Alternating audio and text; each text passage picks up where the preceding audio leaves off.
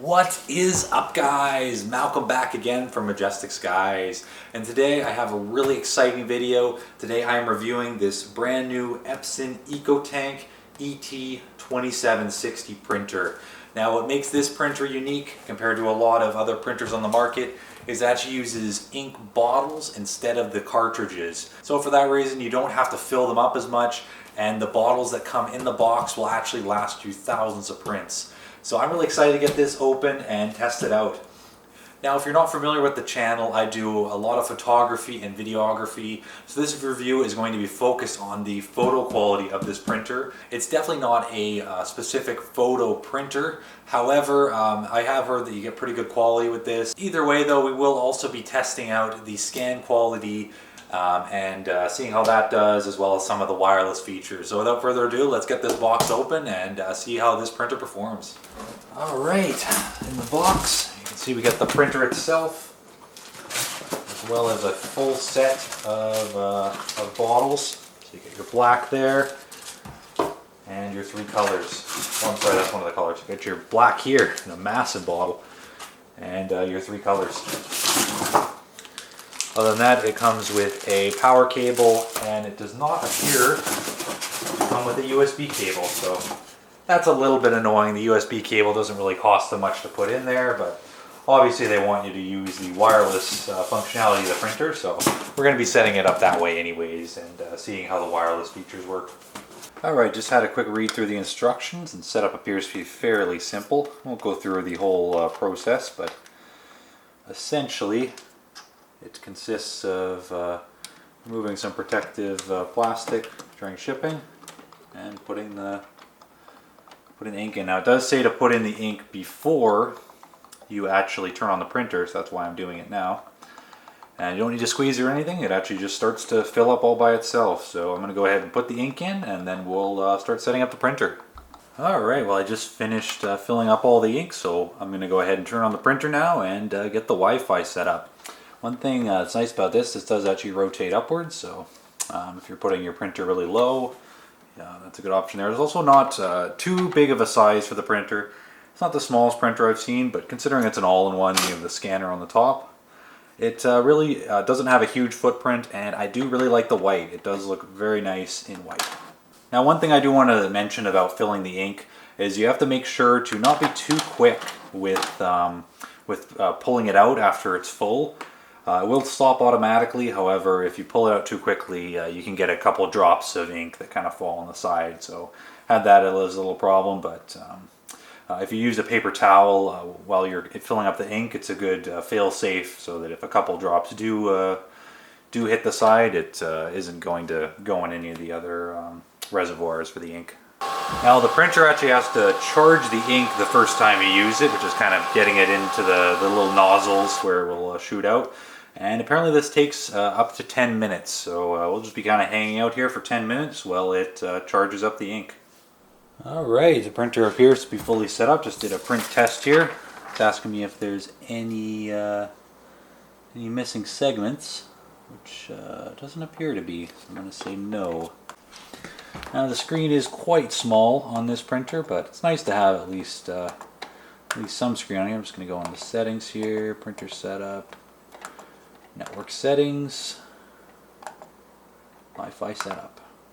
Alright, and the printer is pretty much set up now. So I got the Wi-Fi set up in just a few minutes there. It really didn't take too long. One bummer that I just discovered, it looks like the paper can only go in the back of this printer. I was thinking it had a spot for different types of paper, but definitely doesn't seem to. But yeah, at least it's simple and it's a little bit smaller for that. So what we're going to do first, I'm going to just test copying something here. I'm just going to try copying this document here. Now the scan bed doesn't have the highest resolution, so it's mainly meant just for documents, but I'm just going to go ahead and see how quickly this can scan. Black and white is fine for this one, and we'll hit copy. We'll see how quickly it's able to copy that document there.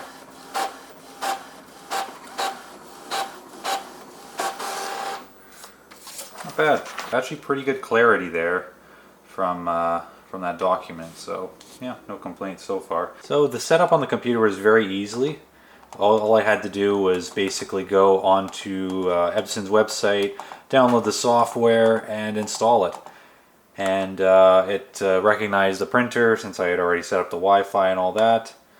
And yeah, it was pretty straightforward. It also prompts you to register right away, which do make sure to do because that will get you 2 years of a warranty instead of 1 year. So do make sure to do that. It does prompt you though, so that's nice.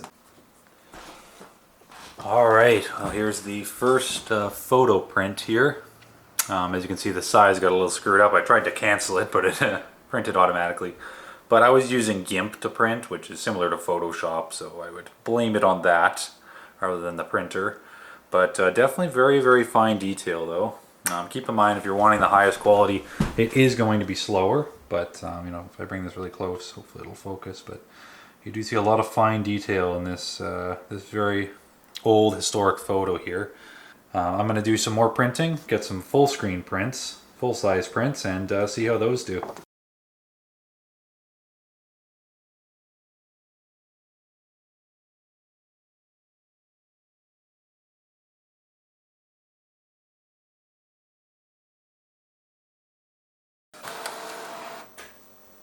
And there you have it. Now this one came out actually fairly well. This one looks good.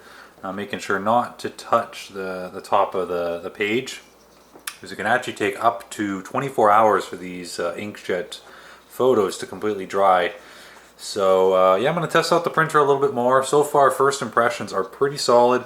There's a little bit more setup compared to a traditional cartridge printer, but obviously the advantages of you know, not having to replace your ink for thousands of prints is pretty tremendous. It prints quite quickly with documents. Obviously you're seeing it's very slow if you want the highest quality. But of course you can lower the quality, and 9 times out of 10 you're probably not going to need this sort of detail in your prints. EPSON also has an app you can get for your smartphone called EPSON iPrint. And once you add your printer, you can do a lot of the same things you can do on your desktop, including checking how much ink is left, cleaning the heads and nozzle, as well as doing firmware updates. Other than that, obviously you can use it to print straight from your phone. Here I am printing off a tab that I found online here, and we'll see how easy this is. You can see the printer there listed.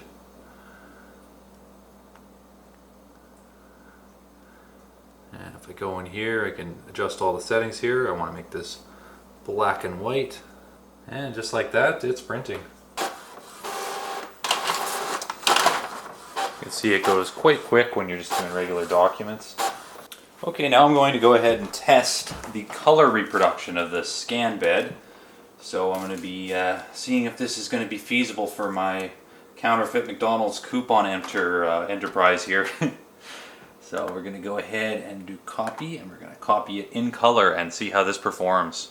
Alright, that actually went pretty quick there. Now I did use regular paper, so it's going to be really wet here, but actually the color reproduction looks pretty good on this. Don't worry, I won't be using these counterfeit coupons, but I thought it would be a funny test. But the color is quite close to the original. Obviously it's a little smeared because you know, I was using regular paper. Definitely not as sharp, but it's actually not bad. Comparing side by side here, definitely has good sharpness on the copied version.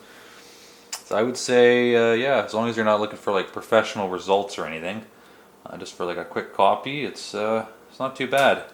Alright, here you can see a few of the prints I did all framed here. Definitely look much better in the frame. I'm pretty impressed with the quality. This one came out really good. This is a picture I took in Montreal here. This one really came out well. And here you can see a lot of the fine detail here in this one. Really shines, and this is a full 8.5 by 11, whereas these are 8 by 10s. And another print here. So in conclusion, my first impressions of the EPSON Ecotank 2760 are really positive.